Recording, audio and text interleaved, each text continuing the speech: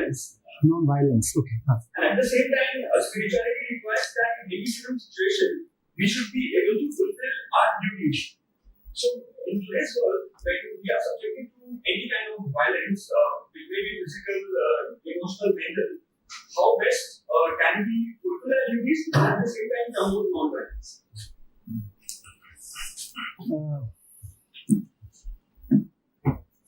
A lot of images are there in your statement. First of all, non-violence is not just a particular code of conduct. Non-violence is just about not seeing oneself as limited, not unnecessarily building boundaries for oneself. Allow me to clarify. I said non-violence is about not seeing oneself as limited and not building boundaries around oneself. How is that non-violence? What is violence?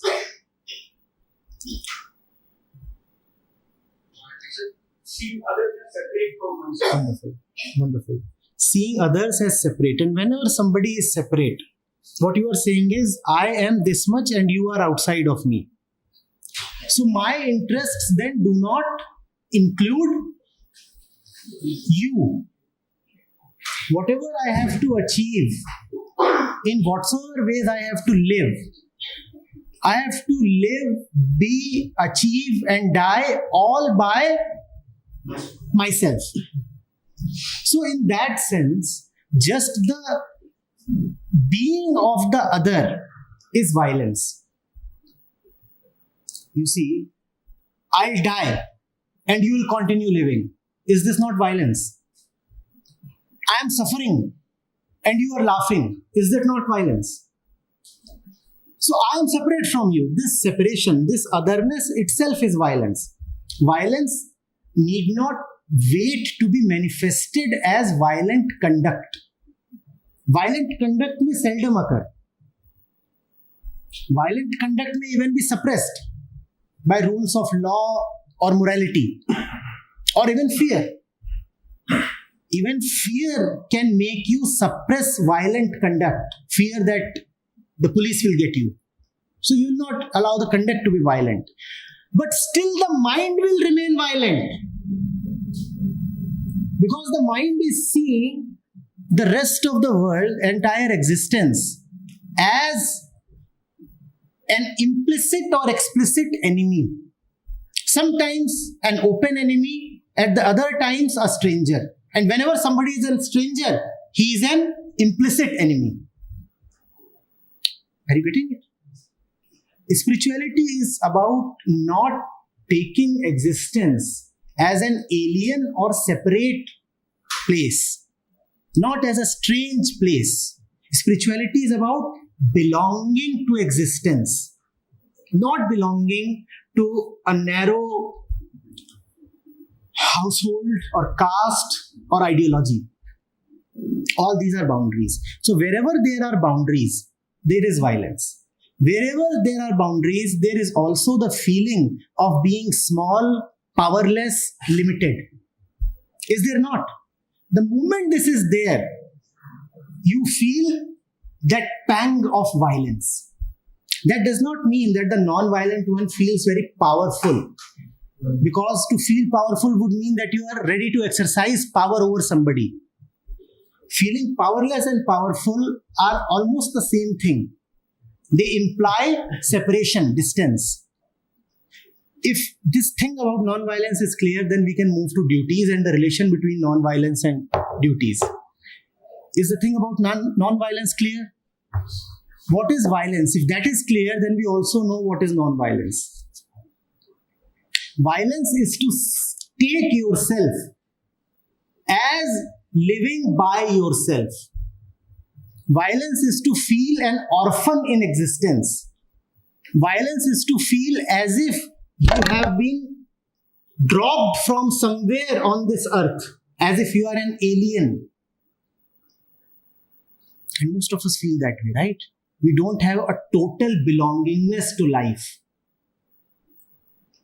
You feel you belong to your house or to your city. The moment you go out of your city or your country, you start feeling uprooted. The moment this feeling of being uprooted comes, that is violence. The really non-violent one is at home everywhere and in every situation. Wherever he is at home. He does not ever feel like a stranger or an alien. He has roots everywhere. If you don't have roots everywhere, if your being is specific, narrow and localized, then this is violence. If you say, this is my inner circle and everybody out of this is an alien, then this is violence. If we can understand violence, the non-violence is clear. Duties. Would you know duties if there are no others? Again, I'm asking, would there be duties if there are no others? Okay. Would there be duties if there is no otherness?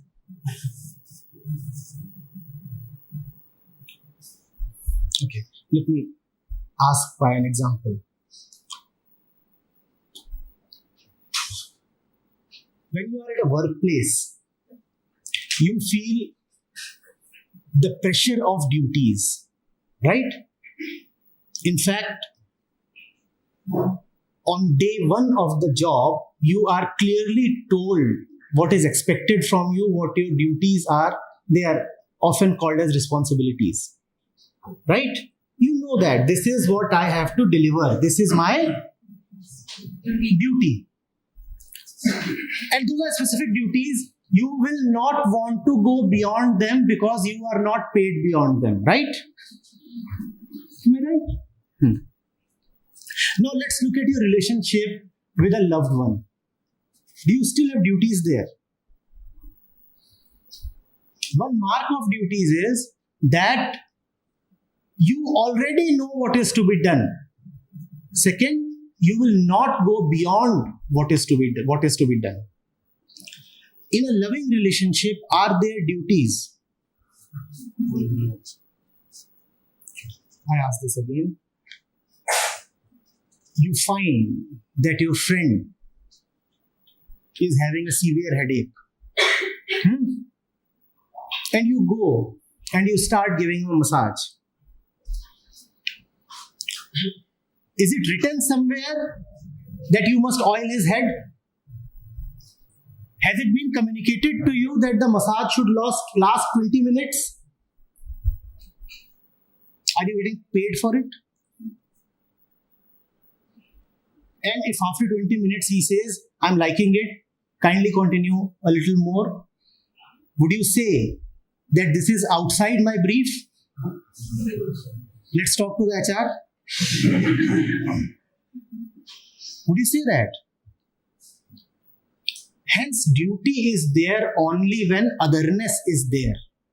If otherness is not being felt, then there are no... Now relate this to violence. What is violence? Otherness. And what is a duty? Otherness. Hence, all duties are... And hence, violence? Hence, duties equal Violence. Hence, non-violence is not about following duties. Non-violence is an action in clarity and love. That alone is non-violence. Following your duties, your conduct may appear to be non-violent. He is a very dutiful employee. He is a duty-bound soldier. Your conduct may appear orderly and non-violent. But what about the mind?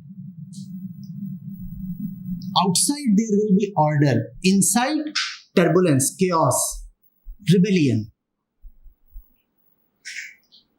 Right?